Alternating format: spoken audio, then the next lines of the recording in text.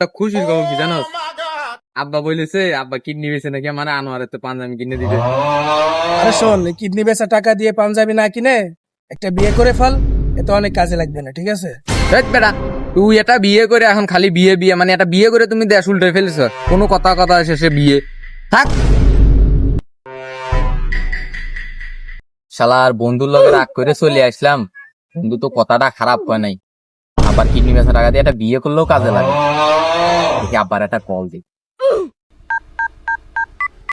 বেলতলি সোলে মান লেংটা দোহাই লেংটা কাটাকেল্লা কাট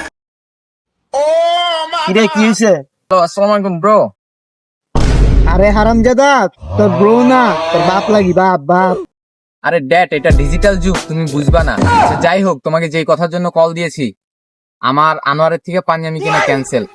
আলহামদুলিল্লাহ আলহামদুলিল্লাহ, আমার একটা কিডনি বেঁচে গেছে রে। আরে আমার পোলা রে, শেয়ারের বেঁচে সোয়া শেয়ার। এ খুশি টাকার ফাল মেরে উঠছে। পুরা কথা শুনছো? তোমার কিডনি ব্যথা যায় আমার পাঞ্জাবি লাগবো না, আমি অনেক চিন্তা ভাবনা করে দিচ্ছি, আমি বিয়ে করবো তোমার কিডনি ব্যথা দেয়। পোলামের পুতে কইলো কি রে, আমার কিডনি বেঁচে দিয়ে বলো বিয়া করবো। আজকে ভাই তাই হালার করে হালা। যে মন্দির প্রতি কইলো কি আমি বাসায় গেলতেছে খাইছে আমারে।